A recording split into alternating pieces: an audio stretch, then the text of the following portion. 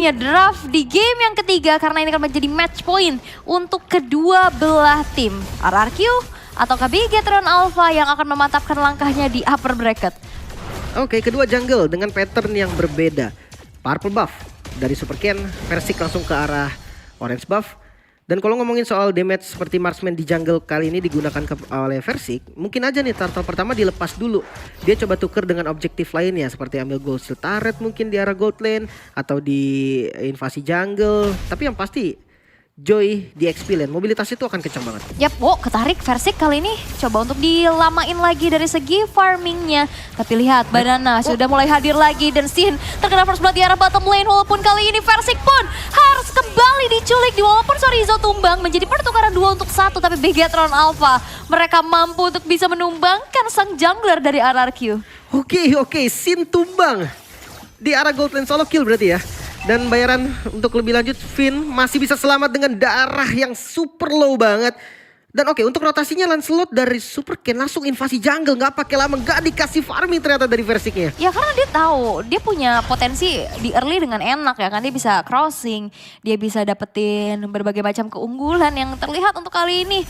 Ternyata tabrakan yang dilakukan oleh Bigetron Alpha membuat dari RRQ kok kayak terlihat belum siap ya. Sehingga akhirnya berhasil untuk didapatkanlah keuntungan dari Bigetron Alpha tersebut. Dan kali ini kembali terjadi adanya invasi ke arah jungle yang dimiliki oleh Versik. Sehingga sekarang Versik dalam keadaan yang cukup tertinggal, masih level 3. Dan sepertinya kali ini Bigetron Alpha terlihat dengan kebarbarannya. Dia mau coba untuk tabrak agresif lagi. Iya. Mungkin memang terbaca strategi marksman jungle yang lumayan scaling memang, walaupun Granger ya. Tapi turtle yang terbuka siap diinisiasi. Yap, Banana masih mencari informasi. Electrifying Base aktif untuk bisa mengusir mundur pergerakan dari Sorizo.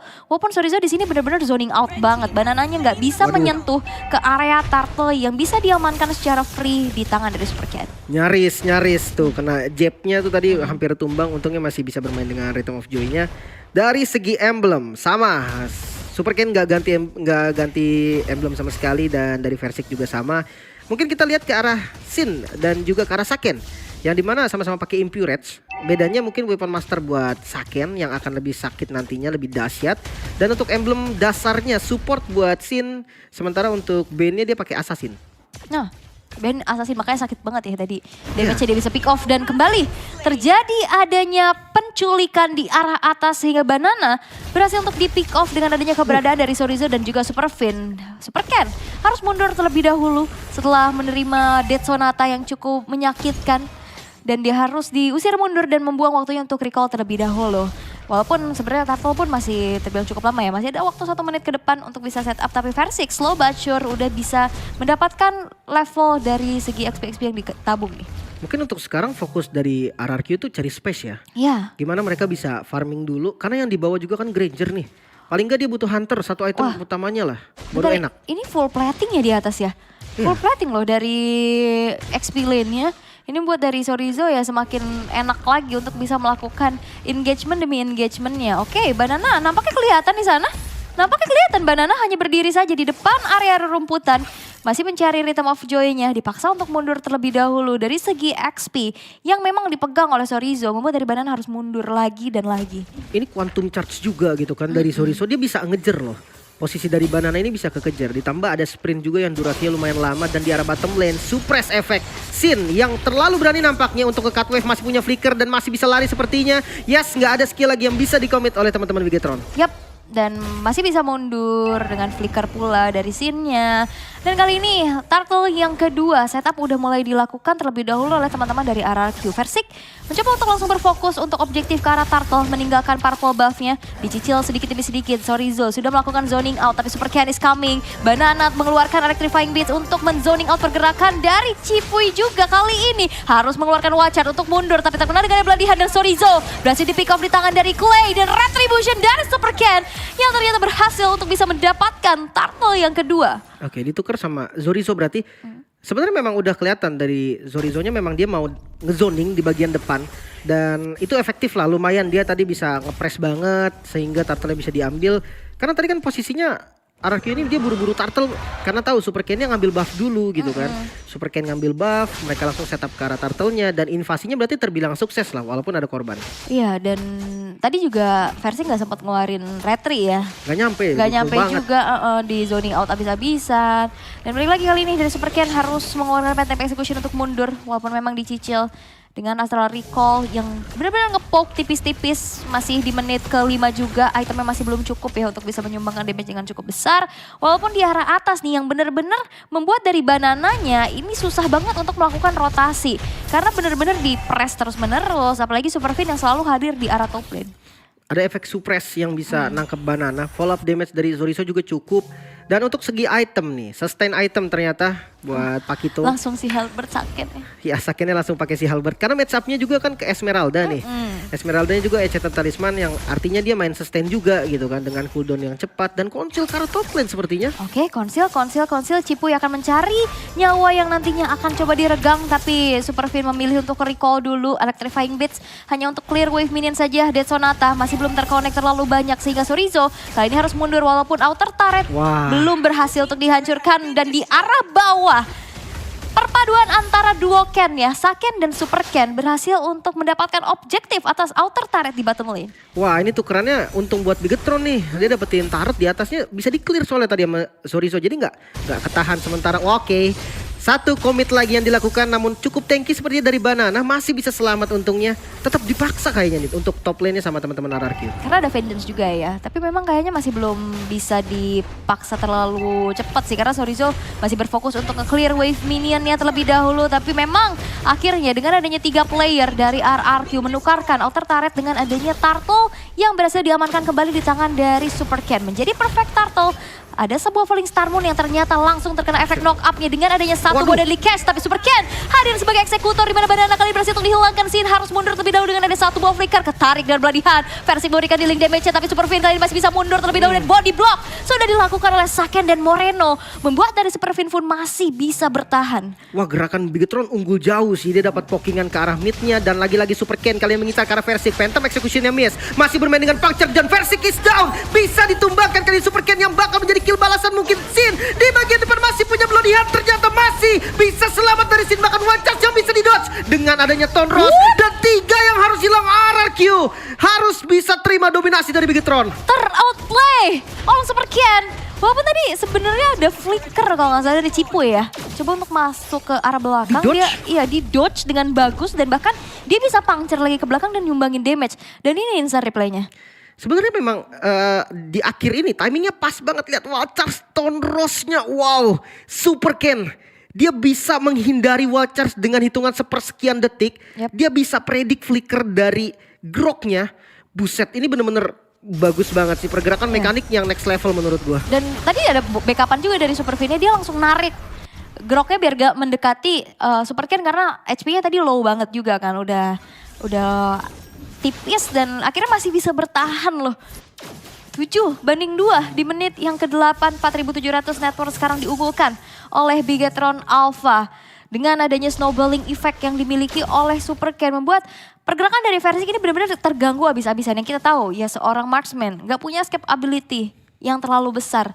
Sehingga yang invasi yang dilakukan oleh Super Ken ini ya nggak bisa ditanggulangi lagi gitu loh. Walaupun di area top lane kali ini Superfin masih mencoba untuk bersembunyi di area rumputan. Tapi dengan banyaknya player dari RRQ kali ini Watchers terbuang. Ini menjadi informasi bahwa Cipuy nggak akan ada Watchers untuk beberapa detik ke depan. Dengan adanya Lord pertama yang sekarang udah mulai di setup terlebih dahulu oleh Bigetron Alpha. Dengan adanya pergerakan ke arah atas dan akhirnya Lord pun bisa diamankan tanpa adanya kontes. Waduh, ketarik lagi nih kan di Bloody Hand. Follow up damage yang cukup seperti ada di belakang. Cipuy bisa ditumbangkan dan flicker yang agresif. Moreno bukan reload manipulation. Super Ken masih punya puncture namun memilih untuk sabar. Teman-teman Bigetron, mereka bermain secara disiplin dengan sudah dapetin Lord dan 1 kill. Mereka sabar lagi dan reset lagi. Oke. Wow, intensitasnya cukup tinggi ya peperangannya, pick off demi pick off yang memang kian terjadi. Tapi item build di menit menuju 10 nih Lim. Udah kelihatan dari Sakennya dia benar-benar berfokus ya tadi dengan adanya laning bersama dengan Esmeralda. Si Halberd sudah diamankan berserta dengannya Blade of Despair. Versik yang memang dalam keadaan cukup tertinggal. Hunter Strike dan BOD baru ada di menit yang ke-10 nih. Iya bahkan udah mau Hunter Strike juga tadi dari Saken. Udah selesai malah tuh. Udah jadi malah. Dan ini menjadi penetrasi fisikal tambahan lagi. Dan inner turret di arah middle bakal coba untuk di-clear terlebih dahulu oleh RRQ. Melihat Lord yang sekarang sudah berjalan di arah atas dengan zoning out yang begitu mengerikan. Yang sudah dilakukan oleh Bigetron Alpha. Membuat dari RRQ kali ini harus merelakan inner turretnya udah mulai dirontokin nih. Iya. Inner turret semua jadi fokus utama. Dan untuk defense sebenarnya masih ada Clay ya. Dengan high ground defense yang cukup kuat. Dengan spam skillnya, Sin bisa kontrol landing jauhnya. Langsung di zoning sebenarnya. Dan ya pelan-pelan tapi pasti. Begitu bergerak maju. Iya, dan bahkan lihat inner turret yang tadi di defense cukup mati-matian ya. Dan berhasil untuk diamankan. Terkena daya retribution, Lord pun masih bisa di-clear. Tanpa bisa menghancurkan base turret yang berada di arah atas. Walaupun ya inner turret di arah bawah juga ini sisa sedikit lagi. Walaupun Yasin masih coba untuk bisa menjalankan lane-nya, tapi memang masih belum cukup sehingga tersisa 3 base turret saja yang dimiliki oleh RRQ. Singgahnya nggak masuk 3 lane ya. Dan untuk tengahnya kayaknya dipaksa lagi wah. Iya, base turret di tengah bakal coba lagi dipaksakan, tapi Banana Nyaris. masih ada ini juga pasif dari Timbul. turretnya. Iya masih selamat. Dan ya ini pressure doang sih, dicicil-cicil doang, tipis-tipis. Sambil neken gitu ya biar nggak hilang pressure-nya. Tapi RRQ juga dia perlu timing yang bagus. Dia perlu momen kalau memang mau ngebalikin keadaan. 8.000 loh gold yang diunggulin. 8.000 di menit ke 11. Sesaat lagi Lord yang kedua bakal muncul. Tapi memang damage output ya yang disumbangkan oleh Saken menjadi ancaman yang cukup besar dengan penetration physical build tadi ya yang bisa kita lihat juga dengan adanya Hunter Strike yang sudah selesai. Membuat ini lumayan susah dibendung untuk teman-teman dari RRQ. Mereka harus mundur, mereka harus jaga posisi karena nantinya di front line mereka coba ngadain Sin dan juga Cipoy.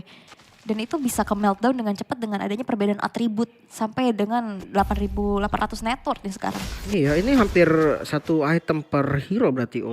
Perbedaannya lumayan dahsyat dan 53%. Peningkatan. Oke, meningkat seperti dari game yang sebelumnya ya. 8 kali kena dari 15 hook. Kalau kita yang main berapa ya kena ya? Gue sih 2% kayaknya nih, yang satu. Kayaknya saya 0 sih, nggak ada yang kena. Tapi Charles kali ini mulai terkonek menuju ke arah seorang Super Fiend. Flicker mundur ke arah belakang. Versik. Dan bahkan Versik yang tertangkap sendirian di depan sana. Membuat dari RRQ kali ini harus kehilangan sesosok jungler mereka. Bersamaan dengan Lord yang sekarang sudah mulai di setup oleh Bigetron Alpha. Mengamuk sang robot merah.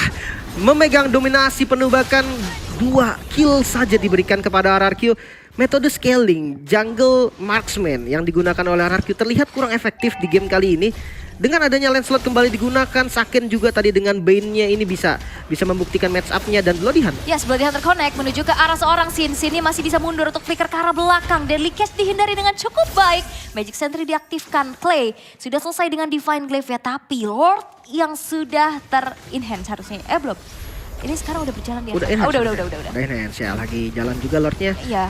Bakal coba untuk langsung nge-charge saja ke dalam satu base turret yang dimiliki oleh RRQ. Walaupun memang Bang Sin sekuat tenaga ya untuk bisa nge-clear wave di arah atas. Tapi Lord yang sekarang bisa dihancurkan juga. Dan diketarik lagi kali ini Cipoy. Watcher defensif tapi tidak dengan real manipulation dan killing spree. Diamankan di Saken. Dan Sin-nya pun berhasil untuk dihilangkan di tangan Super Ken. Yang berhasil untuk meng-secure ke arah mega kill-nya. Satu wave di arah tengah bakal coba untuk dihantarkan karena RRQ. Mereka tersisa 3 playernya saja. Dan akan coba dipaksakan karena Deadly Catch kali ini sudah mencicil ke arah base utama yang dimiliki oleh RRQ. Dan wave minion pun sudah muncul dan masih menjadi PR untuk Bigetron Alpha nge-clear terlebih dahulu. Yes, 10 detik lagi untuk Cipoy spawn.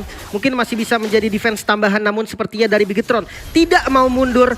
Fokus ditabrak mungkin base turret nih yang menjadi tujuan dari Bigetron sendiri. Dan yes, 3 base turret in total yang hancur. Oke, Sin sesaat lagi akan muncul. Wave minion di arah tengah bakal coba untuk dihantarkan kembali. Guardian's Barrier dan Ruin Manipulation dari arah belakang di cancel dengan Watcher kali ini kena 2 orang sekaligus. Dan damage cukup besar dari Falling Stun Moon terkena Bloody Hand dan Sin harus tumbang kembali dan bahkan 2 player dari RRQ berhasil untuk dihilangkan. Banana. Bigetron Alpha mereka harus mundur karena Super Fiend-nya kali ini sudah berhasil untuk dikendalikan dan killing spree di-secure membuat dari RRQ kali ini hanya tersisa 2 playernya saja. Masih ada satu wave yang akan berjalan dari tengah. Clay dan juga Versik masih mencoba untuk melakukan reaksi defensif tapi double jab dari Sonizo langsung base-nya. dari base